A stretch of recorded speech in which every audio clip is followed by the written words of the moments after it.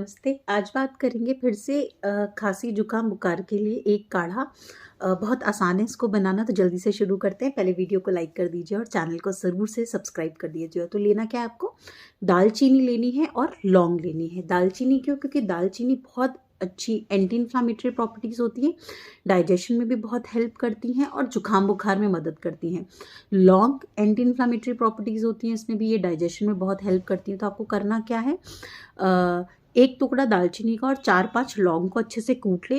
एक ग्लास पानी में इसको अच्छे से उबाल लें। उबालने के बाद उस पानी का सेवन करें। 2-3 दिन ऐसा करने से आपकी जुकाम बिल्कुल ही खत्म हो जाएगी। नुस्खा पसंद आया तो ज़रूर से सब्सक्राइब करके जाएं। धन्यवाद।